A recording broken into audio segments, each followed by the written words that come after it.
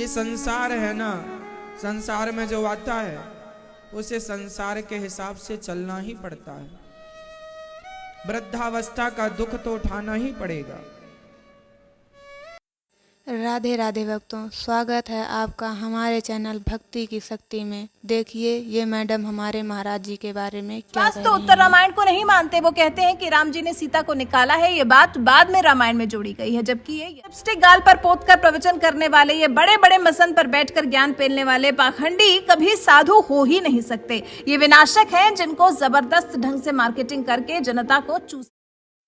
ये मैडम कह रही हैं महाराज जी लिपस्टिक लगाकर कथा कहते हैं। तो मेरा सवाल इनसे यह है कि कुमार जी तो लिपस्टिक नहीं पोतते होंगे। महाराज जी ने तो लाखों लोगों को जगाया, उन्हें सेवा करना सिखाया, भारत प्रेमी भी बनाया, धर्म के मार्ग पर लाए। विश्वास जी ने कितने लोगों को सेवा करना सिखाया, स्वयं कितनी सेवा की, कितने वृद्धाश्रम बनाए, कितने लोग अपनी माँ को घर से निकाल देते हैं। कुमार जी ने उनके खिलाफ विद्रोह नहीं किया। महाराज जी की वाणी सुनकर कितने लोग अपनी माँ की सेवा करने लगे। जब इनसे महाराज जी के द्वारा लाखों लोगों के जीवन में सद परिवर्तन देखा नहीं गया तो इन्होंने यह भी षड्यंत्र रच डाला कि बाबा पाखंडी हैं। आखिर क्यों? क्या अपराध है बाबा का? यही कि वे दीन दुखी माँओं की सेवा करते हैं, यही कि वे हजारों लोगों की भूख मिटाते हैं, युवाओं को जगाकर उन्हें माता पिता की सेवा करना सिखाते हैं। निंदा उनकी करो जो फिल्म बनाकर लाखों लोगों को चूसते हैं। उनकी फिल्मों का यही प्रभाव है कि आज धरती पर बहुत पापाचार बढ़ गया है। महाराज जी के द्वारा लाखों लोग अपने सनातन धर्म को पहचान चुके हैं। अनिरुद्धाचार्य जी महाराज, देवकी नंदन ठाकुर जी महाराज, पंडित प्रदीप मिश्रा जी, ये महापुरुष हमारे भारत के ही नहीं अपितु संपूर्ण विश्व के भूषण हैं। परंतु कुछ महामूर्ख लोग जो यह चाहते ही नहीं कि हमारे सनातन धर्म का प्रचार संपूर्ण विश्व में हो। कार्यवाही महाराज जी पर नहीं, ऐसे मूर्खों पर होनी चाहिए जो हमारे सनातनियों को बरगलाकर पाखंड फैला रहे हैं। इन लोगों को किसी ने पैसे दिए हैं महाराज जी पर मिथ्या आरोप लगाने के लिए, ताकि हमारे सनातन धर्म का प्रचार न हो सके। इन धर्मद्रोहियों पर जल्द से जल्द कार्यवाही होनी चाहिए ताकि ये हमारे सनातनियों को भ्रष्ट न कर सकें। महाराज जी की वाणी द्वारा आज नारियों को भी सम्मान मिलने लगा है। बहुत सारे पुत्र अपनी माँ की सेवा करने लगे हैं।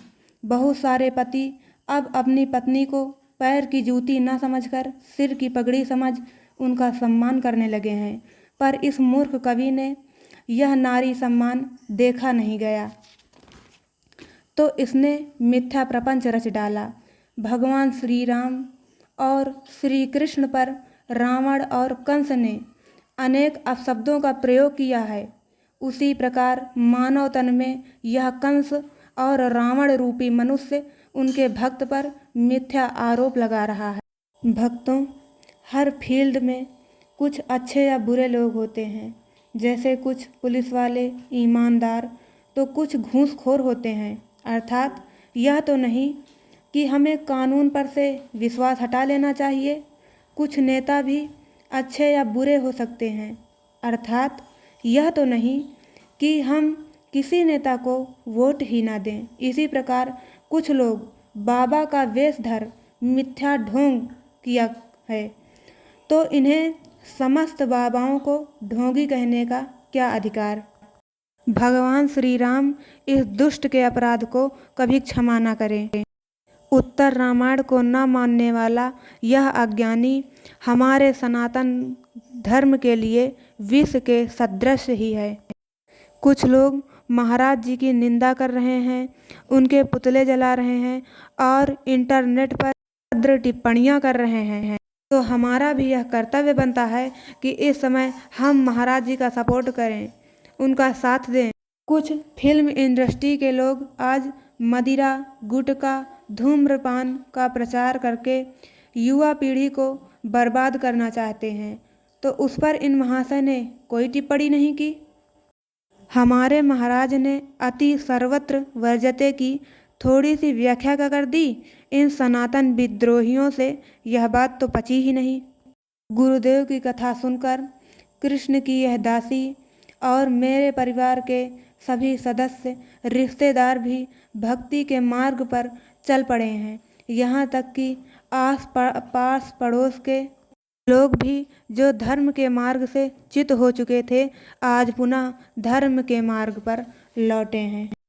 यदि आपको मेरी बात सही लगी हो तो हमें कमेंट कर बताएं और हमारे चैनल को सब्सक्राइब कर शेयर करें, ताकि ऐसे कवियों के षड्यंत्र से लोग बच सकें। हर हर महादेव, जय श्रीमन नारायण।